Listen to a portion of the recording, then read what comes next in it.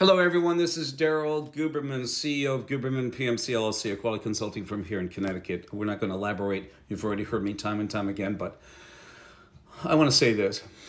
After 20 years of managerial neglect, Robert Kelly Ortberg, new CEO of Boeing, is going back to where Dennis Muhlenberg should have been, where David Calhoun should have been, right at the heart of the manufacturing of the airplanes of Boeing. They took my advice. I sent in a 42-page document, and this video is true. For 20 years of managerial neglect, Boeing takes my advice, and Robert Kelly Ortberg moves back to Washington. This is part 2. I sent in a 42-page document, certified mail, to 11 of the board members, letting them know either the CEO position or quality, where that would be even a better fit for me. And I will say this to you, ladies and gentlemen, Mr. Ortberg can go back and roll up his sleeves. But if he does not have a quality control individual, such as myself, with over 40 plus years of experience within the realm of aerospace, medical implants, materials, plastic distribution, printing, plastic distribution, we dealt with every industry under the sun, then Boeing will still not be on the cutting edge of anything. And we're going to show you something. In April, I went down to support Sam Salipar, the whistleblower. And I have to tell you this. I was there to support him. I have documentation that unequivocally illustrates and corroborates what Sam is saying about design. I was there. Senator Blumenthal said to me, please give the information to my aides, and I would not give him all the information because, as I'm going to show you here, the Department of Homeland Security is paying a fee to ANSI-ANAB, the accreditation body of Boeing, to be a member. So there's something that really smells.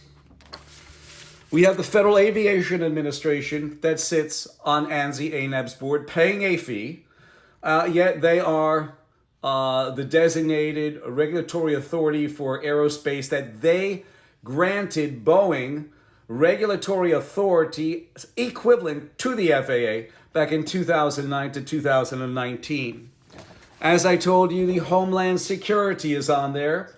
They also had at one time a Mr. Phil Mattson, who was getting paid $262,000 tax-free royalty payment or various, and he is also getting his federal salary. Do you find something wrong with that? And Richard Blumenthal is the subcommittee chairman of this organization who is paying a fee to ANSI-ANAB, the accreditation body of Boeing.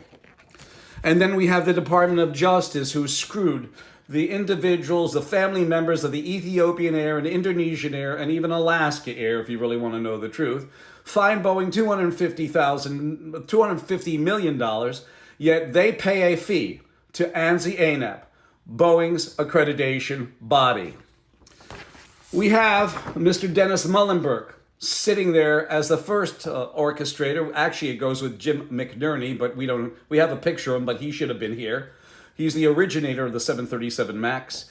You have Dennis Muhlenberg there in October 30th, 2019, being inquisitioned by the Senate subcommittee concerning the Ethiopian Air and Indonesian Air that killed almost 350 people.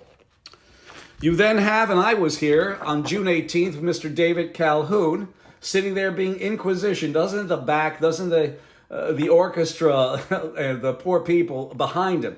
I'll never forget that woman who was saying, "You killed my daughter. You murdered my family." It was terrible there, terrible. And this guy's sitting there, unbelievable.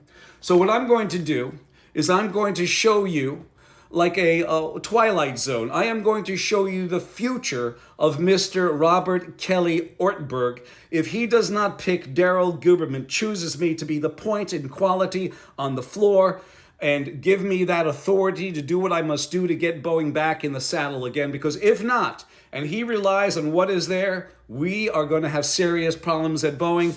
And this, ladies and gentlemen, will be his future. This is a future picture of Mr. Ortberg. And you see the background is the same with other survivors families, and individuals whose families got killed in an airplane crash. He will be there if they do not get Daryl Guberman. I promise you that. I can almost guarantee it. Even if he moves there, even if he rolls up his sleeves, he needs a demonstrative individual who, remember this, ladies and gentlemen, as Dwight D. Eisenhower said, it is not the size of the dog in the fight that counts. It's the size of the fight in the dog. It's the size of the fight in the dog. The problem we have also is that you have his company that he retired from, Rockwell Collins Aerospace, Raytheon, etc., United Technologies. They all sit on ANSI ANAB's board. We have a serious issue going on. So this is his future. If he does not get a hold of Daryl Guberman to run the quality organization and let me be the dark horse which he needs, then it will fall into another disgusting display of subcommittee inquisition, and ask him why, how, where. I was there, ladies and gentlemen. I was there in April, as I showed you. I was there to support Sam Salipar.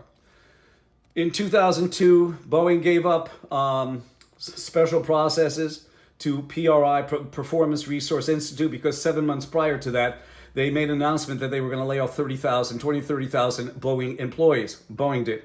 In April of 2002, they gave up supplier, special processes, heat treat welding to PRI. In July of 2002, they gave up source inspection, where they send out inspectors, just like they did with special processes, to a piece of paper, AS9100, as long as you're ANSI ANAB accredited. The reason why ANSI ANAB is because Boeing sits on their board that can grant, suspend, and withdraw certification. They mandated to their suppliers and subcontractors on their supplier portal. Must be ANSI ANAB or internationally equivalent, could be Iran, Pakistan, China. And then, on top of it, their supplier portal, their supplier bulletin, and they also sit on the board that can grant, suspend, and withdraw certification. There's something wrong here. Okay, and then you have all these federal agencies that are paying a fee for membership to ANSI ANAB, like the Department of Homeland Security. I told you, Phil Matheson, $262,000 plus his federal salary. And can you get a fair and equitable trial? You can't. You can't. And here he is, Mr. Ortberg again. This is his future, ladies and gentlemen. I promise you that. If they don't get me in some capacity in the realm of quality, I don't care how much he rolls up his sleeves, it all depends on what type of soldiers you have. And remember something, as Sun Tzu said in The Art of War, treat your army like it is your children, and they will walk into hell and back again. So I am the dark horse. I would be that army for Mr. Ortberg. 203-556-1493 or Daryl, TQRS, @yahoo.com. I thank you.